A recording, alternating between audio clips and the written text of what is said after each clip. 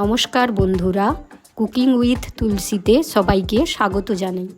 আজকে আমি বানাচ্ছি আলুর চপ। আলুর চপ খেতে আমরা সবাই ভালোবাসি। সবসময় বাজার থেকে কিনে খাওয়া সম্ভব হয়ে ওঠে না, সেই জন্য মাঝে মাঝে বাড়িতেও বানিয়ে নিতে পারেন সুস্বাদু আলুর চপ। চপে দেওয়ার জন্য একটি ভাজা মশলা তৈরি করে নেব। তার জন্য নিয়েছি একটি শুকনো লঙ্কা, একটি তেজপাতা, কিছুটা গোটা গরম মশলা, হাফ চামচ জিরে, হাফ চামচ পানমৌরি, হাফ চামচ ধনে। মশলাগুলো গরম কড়াইতে দিয়ে 2-3 মিনিট ধরে ভেজে নিচ্ছি। গ্যাসের ফ্লেম লো করে ভাজবেন, হাই ফ্লেমে ভাজবেন না, তাহলে মশলাগুলো পুড়ে যেতে পারে। মশলা ভাজা হয়ে গেছে, এখন একটি প্লেটে ঢেলে ঠান্ডা করে নিচ্ছি। ভেজে রাখা মশলাটি একটি মিক্সিং জারের মধ্যে নিয়ে গুঁড়ো করে নিলাম। 1 মুঠো চিনে বাদাম শুকনো কড়াইতে দিয়ে ভেজে নিচ্ছি। আমি শুকনো কড়াইতে ভাজছি, আপনারা তেল দিয়েও ভেজে নিতে পারেন। ভাজা হয়ে গেছে, ঠান্ডা করে খোসা ছাড়িয়ে নিয়েছি। 2টো আলু কেটে সেদ্ধ করে নিচ্ছি। 2টো আলুতে আমার 10 থেকে 12টা চপ তৈরি হয়ে যাবে। আলু সেদ্ধ করার সময় পরিমাণ মতো লবণ দিয়ে সেদ্ধ করছি। 1.5 ইঞ্চি পরিমাণ আদা নিয়ে আদাটাকে গ্রেট করে নিলাম। 7-8 কোয়া রসুন থেতো করে নিয়েছি।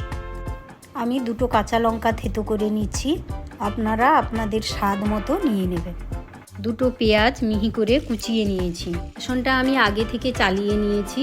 চালিয়ে না নিলে ডেলা পেকে থাকে, জলের সঙ্গে ভালোভাবে মেশে না। 2 কাপ পরিমাণ বেসনের জন্য আমি 1/4 চামচ লবণ দিয়ে দিচ্ছি। এতে আমার 10 থেকে 12টি চপ তৈরি হয়ে যাবে। দিয়ে দিচ্ছি 1/4 চামচ কাশ্মীরি লঙ্কার গুঁড়ো। আপনারা যদি বেশি ঝাল খেতে চান তাহলে লাল লঙ্কার গুঁড়ো ব্যবহার করবেন। দিয়ে দিচ্ছি সামান্য পরিমাণ খাবার সোডা, অনেকে এটাকে মিঠা সোডাও বলে থাকেন। দিয়ে দিচ্ছি 1/4 চামচ হলুদ। ভালো করে মিশিয়ে নিচ্ছি। 1 চামচ তেল দিয়ে ভালো করে মিশিয়ে নিচ্ছি। অল্প অল্প জল দিয়ে বেসনটা মাখিয়ে নিচ্ছি।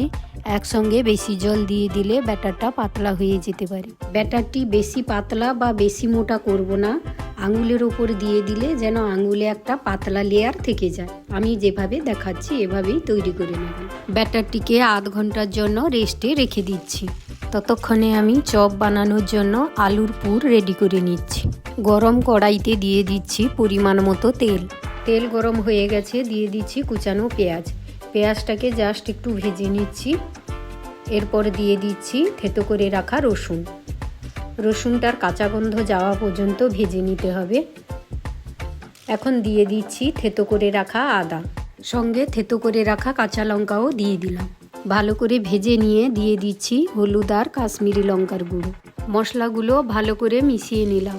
মশলাটা ভালো করে ভেজে আগে থেকে ম্যাশ করা আলুগুলো দিয়ে দিচ্ছি। মশলার সঙ্গে আলুগুলি 3-4 মিনিট ধরে ভালোভাবে মিশিয়ে নিচ্ছি। এই সময় অবশ্যই টেস্ট করে নিতে হবে আলুর পুরে আর লবণ লাগবে কিনা। যদি প্রয়োজন হয় লবণ দিয়ে দেবেন। আলুর পুরের মধ্যে কিছুটা লবণ লাগতো, তাই আমি পরিমাণ মতো লবণ দিয়ে দিলাম। লবণ আর আলু ভালোভাবে মিশিয়ে নিচ্ছি। দিয়ে দিচ্ছি আগে থেকে ভেজে রাখা চিনেবাদাম, সঙ্গে দিয়ে দিচ্ছি ভাজা মশলা। সব কিছু একসঙ্গে ভালোভাবে মিশিয়ে নিচ্ছি।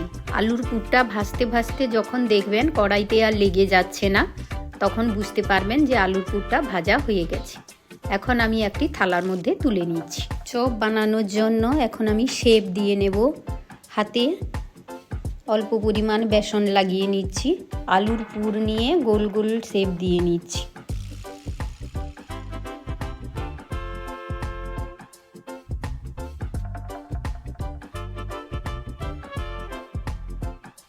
এইভাবে সবগুলি বানিয়ে নিলাম। চপ ভাজার জন্য কড়াইতে দিয়ে দিচ্ছি 200 গ্রাম মতো সাদা তেল। তেল গরম হয়ে গেছে। চপ ভাজার জন্য আলুর পুরগুলি বেসনের ব্যাটারে ভালো করে ডুবিয়ে একটি একটি করে গরম তেলে ছেড়ে দিচ্ছি।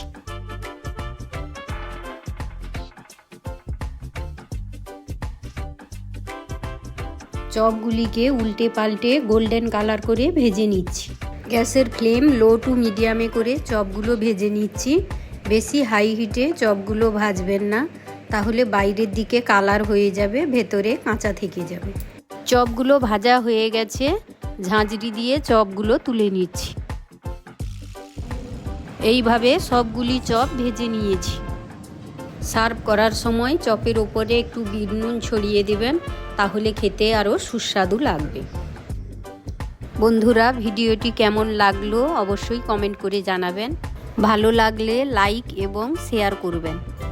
এই ধরনের আরও নতুন ভিডিও দেখার জন্য চ্যানেলটিকে অবশ্যই সাবস্ক্রাইব করবেন। সম্পূর্ণ ভিডিওটি দেখার জন্য ধন্যবাদ।